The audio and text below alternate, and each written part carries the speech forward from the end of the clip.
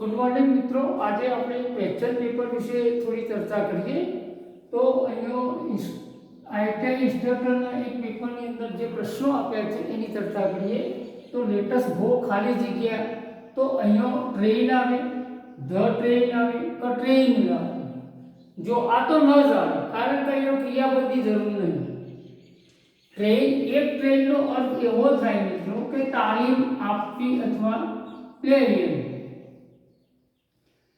તો અહીં તાલીમની વાત થાય તો ટ્રેન ક્રિયાપદ થઈ શકે, એટલે એની ક્રિયાપદ ભૂતકાળ લાગી શકે, પણ અહીંયા ક્રિયાપદની જરૂર નહીં, એટલે આ ઓપ્શન ન આવે. ધ ટ્રેન ન આવે. સામાન્ય રીતે આર્ટિકલની જરૂર ક્યાં હોય તો જો સ્પેશિયલ આપણે એના વિશે ચોક્કસતાથી વાત કરી રહેશે કે આ જ ટ્રેન એમ બરાબર. તો અહીંયા લેટસ ગો બાય ટ્રેન એ જનરલ યુઝ છે. તો આવો જનરલ યુઝ હોય તો આપણે આર્ટિકલ મૂકવામાં આવતો નથી, એટલે અહીંયા ધ ટ્રેનની જગ્યાએ આપણે એટલું ટ્રેન લખીએ તો જ સાચું પડે. એટલે લેટસ ગો બાય ટ્રેન બરાબર. હવે સાધન દ્વારા મુસાફરી થાય તો બાય લખીએ છીએ આપણે અહીંયા. હવે બીજું વાક્ય છે ખાલી જગ્યા we start now, we will miss our bus. હવે જો આપણે ઇફ અને અનલેસ ની રચનાઓ મિત્રો શીખ્યા છીએ. હવે ઇફ અને અનલેસ એટલે શું? તો ઇફ એટલે જો તોની વાક્ય રચના, એડવર્બ ક્લોઝ ઓફ કન્ડિશન એવું બતાવવા માટે ઇફ અને અનલેસ ની વાક્ય રચના વપરાય છે. હવે જો ઇફ મૂકો તો આ વાક્યની અંદર હકારાત્મક ભાવ થવો જોઈએ, પણ અહીંયા હકારાત્મક ભાવ નહીં, અહીંયા ગુમાવવાની વાત છે. મિસ એટલે ગુમાવવું થાય. જો તમે અહીં અનલેસ મૂકશો તમે તો વાક્યનો અર્થ જળવાઈ રહેશે. જો આપણે સમયસર ઇનકા શરૂ નહીં કરીએ એટલે જઈએ નહીં તો we will miss the our bus, તો આપણી બસ મળશે નહીં. ધારો કે આપણે 8 વાગે જવાનું હોય અને બસ 8:30 હોય તો ઘેરથી નીકળતો અડધો કલાક થતો હોય તો અહીં આપણે 8 વાગે નીકળવું હોય, એટલે એવા વખતે આ વાક્ય કોઈ બોલે કે ભાઈ ચલો હવે જવું પડશે એટલે કે 8:30 વાળી બસ આપણને મળશે નહીં. એટલે જો નહીં, જો અને નહીં, નહીંનું અંગ્રેજી લખાતું નહીં, એટલે જો નહીં એવો અર્થ બતાવવા માટે, જો નહીં એવો અર્થ બતાવવા માટે તોનું અંગ્રેજી લખાતું નથી. તો જો અને તોની વાક્ય રચના છે. તો જો નહીં તો એટલે કે આપણે અહીંયા આ ક્રિયા ના થાય તો આ ના થાય. હવે અંગ્રેજીમાં કન્ડિશનલના મારી દ્રષ્ટિએ 4 ભાગ પાડી શકાય.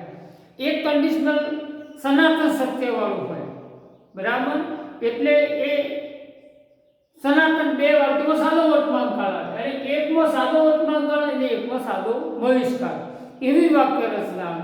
એકમાં સાદો ભૂતકાળ અને ગુણ કે કુળવાળી રચના આવે, અને એક રચના એવી છે કે એમાં બિલકુલ સબ્જુક્ટિવ મૂળ હોય. જો આ થયું હોત તો આ થયું હોત એવો અર્થ બતાવે.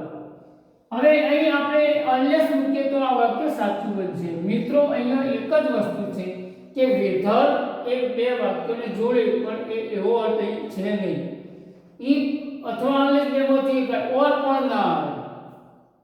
ચલો હવે એના પછીનું વાક્ય છે ધ મૂન ખાલી જગ્યા stars gives light at night. અહીંયા એક વચનનું ક્રિયાપદ છે મિત્રો, યાદ રાખો. ત્રીજા પુરુષ એક વચનને એસ લાગે, સાદો વર્તમાન કાળ અને દરરોજની ક્રિયા સનાતન સત્ય વાળી વાક્ય રચના છે.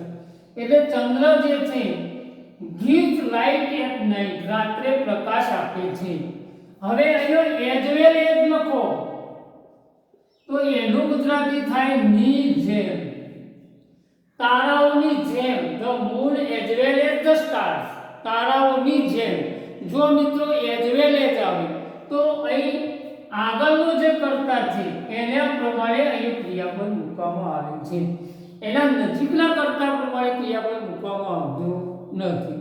એટલે આ તો સરખામણી કરી છે તમે, એટલે મિત્રો આના પ્રમાણે ક્રિયાપદ આવતું નથી, એ ક્રિયાપદ આગળના કર્તા પ્રમાણે આવે છે. એટલે મૂન એક છે અને અહીં ગીવ એટલે ત્રીજો પુરુષ એક વચન એવા અર્થમાં એનો ગીવ છે.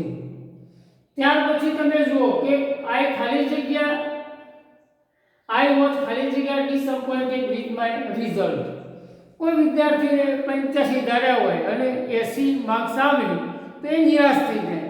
નિરાશ થઈ જાય એટલે કોક પૂછે કે ભાઈ કેમ આમ, તો એ તરત જ એમ કહે કે ભાઈ હું મારા પરિણામ સાથે થોડો નિરાશ છું, ડિસઅપોઇન્ટેડ એટલે નિરાશ થવું મિત્રો. તો હું મારા પરિણામ સાથે થોડોક નિરાશ છું. તો રાધર એક રચના છે. રાધર ઘેરવાળી એક રચના છે, પણ અહીંયા રાધર એવા અર્થમાં નહીં, રાધર વિશ્લેષણના અર્થમાં છે.